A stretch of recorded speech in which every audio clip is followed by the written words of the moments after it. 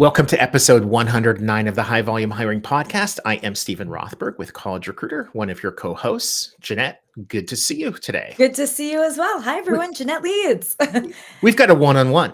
We do. I kind of feel like I've been called into the principal's office, like happened, let's just say more than once when I was in middle school. I never got called into the principal's office. Of course not. I actually didn't, so that I can recall. I'm so not shocked. It was a little more under the radar. Yeah. So we wanted to get together as we're kind of like switching over the calendar from 2025 to 2026 and talk not so much like a predictions show, like I think these three things are going to happen. This is how you measure it and blah, blah, blah. But more of just like, I don't know, trends. Yeah. That we're kind of that I think you and I are both thinking we're likely to see probably as I've even started. Do you want to Yeah, go first absolutely. with one of yours? Well, I think one that's really interesting, a trend prediction, and again, we're seeing this already, is what I would almost call like talent acquisition organizations of like the haves and have-nots related to AI, right? And not even with like TA, right? This is just like in the whole world, but let's Okay. obviously we're talking about high volume recruiting. Is like we're always starting to see this gap between organizations that are really embracing AI and then the laggards, right? And so I feel like the leaders and the big ones that are embracing this might be like, you know, Walmart and Amazon and a lot of these, or where some smaller mid-market companies or maybe big enterprises that are just like stuck with Frankenstein sort of technology and process and whatnot. But like I was thinking about this, if we think from like a standpoint of a candidate who's taking the high volume, and I said Walmart, candidate who's applying for a job at, let's say, Walmart, right? They go to apply, and then maybe at the same time, they're also applying to, I don't know, a regional type version of Walmart, whatever Sure. that is, wherever and the different experience they are experiencing today, and I think this will be exacerbated. So you think like a Walmart is like an example. That candidate goes ahead, they apply online, maybe it's like middle of the night, right? They probably quickly are scheduling themselves for an interview. They have an interview, maybe they even just have an auto offer, but like they're done with that process within maybe even 24 hours versus then like a week or two later, they're getting a phone call or maybe an email from that Right. regional mid-size, mid-tier who are like still sort of a little more old school in their process. And it's just that divide of companies that are embracing AI and understand it and AI automate all of that, like that, you can just see it, like that divide. Will it be a permanent divide of like the have and have nots? No, because we can always learn and evolve, but Yeah. we're going to see And that. and maybe you agree with this. I first of all, yes, I think that's absolutely going to happen. And I think one of the reasons that's going to happen is because I think the labor market has been so tight in people aren't changing jobs. Yeah. Haven't for a long time. At some point that's going to come back. Yeah. Unemployment rate might go up, it might go down, but I think there's going to start to inevitably be some turnover. And when that happens, you're going to have more people who are looking for jobs, and employers are going to have to treat them better. So if you've got 5 days to hire, and I've got, what is the average now? 43 days, something like that. It's from the start of posting until you hire, until the person starts. I think it's something like 43 days. Guess who's going to win that race for talent? I mean, it'll be you. And you're a better manager, so they're going to want to work for you anyway. So that's a different story for them. We don't have to like predict 2026 on that one. Love it. So mine kind of dovetails with yours. Yeah. So my wife and I last night were watching one of the Ken Burns U.S. War of Independence miniseries. It's a new PBS, Public Broadcasting System shows. Yes, nerds of the world unite. Like PBS, love it. Yes, exactly. Like, tell me you're a nerd without telling me you're a nerd. It's like I watch Ken Burns. Okay, fair enough. So one of the things that really struck me, and I see this in a lot of different areas, is that when there's massive change, a lot of times it's not one big thing that changes. Yeah. It's a whole bunch of small things, but you get far enough into that process and it becomes, one analogy, snowball rolling down a hill, right? You're never going to stop it. Genie getting out of the bottle. And I think we're going to start to see this as the labor market improves, that there's going to be a rebellion by more and more candidates, not all of them, probably not even most of them, but enough of them that employers are going to start to work harder to treat candidates as the humans they are. Mm. And that doesn't mean that AI powered systems or other automation is automatically a bad thing.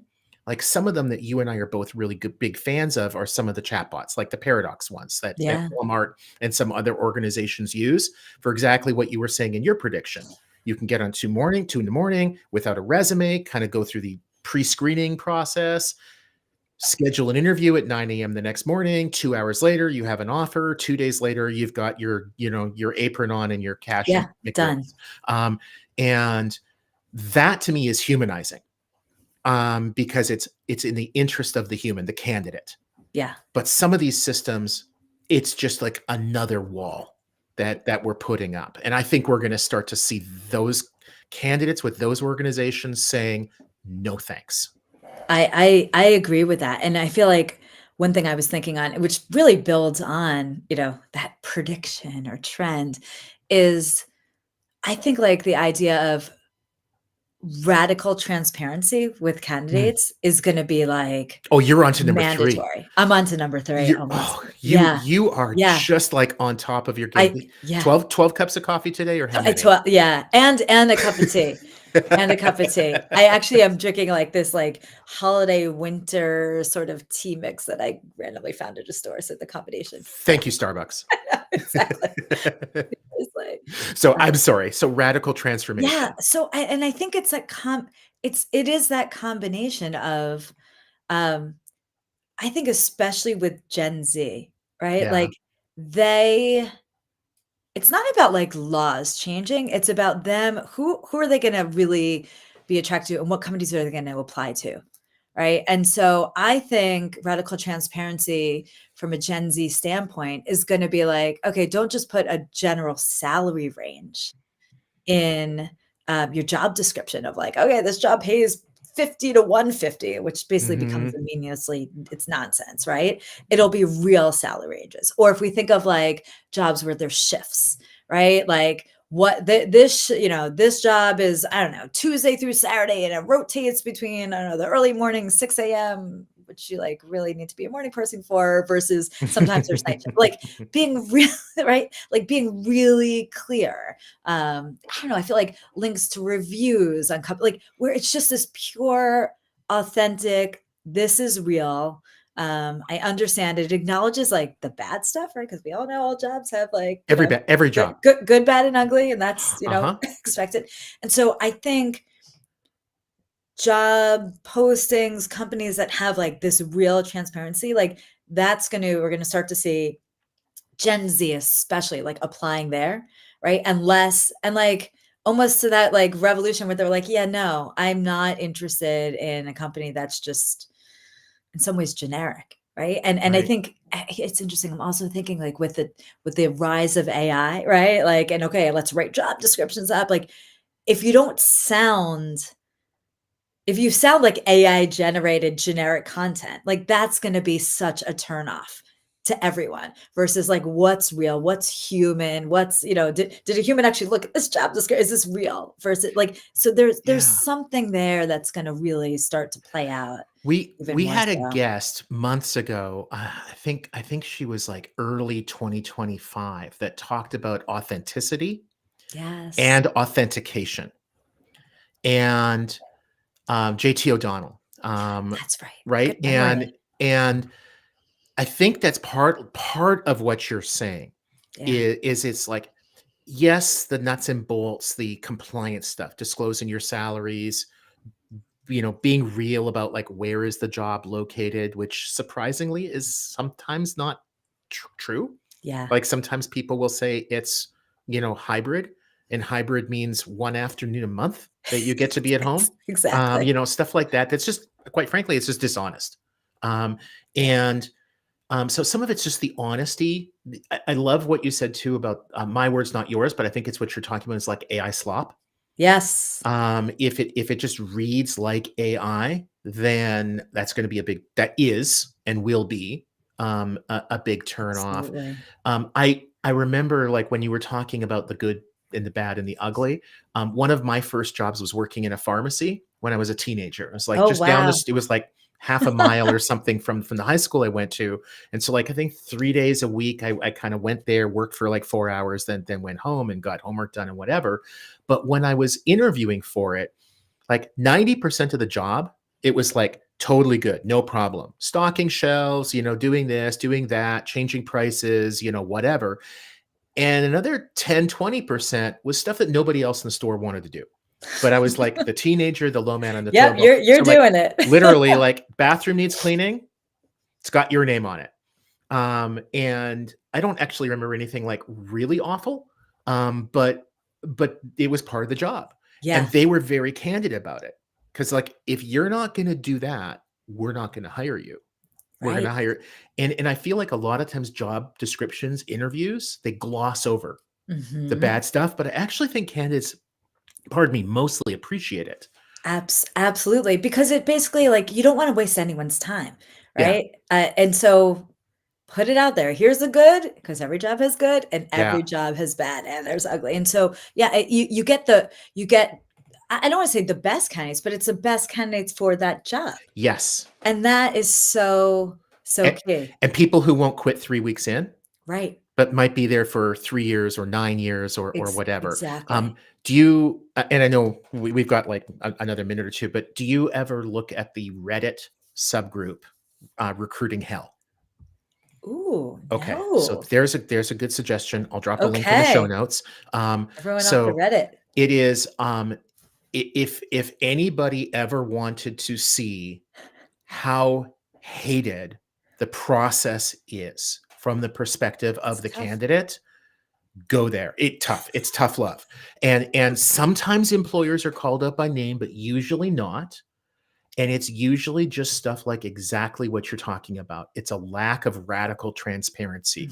They Mhm. told me X and it was actually Y.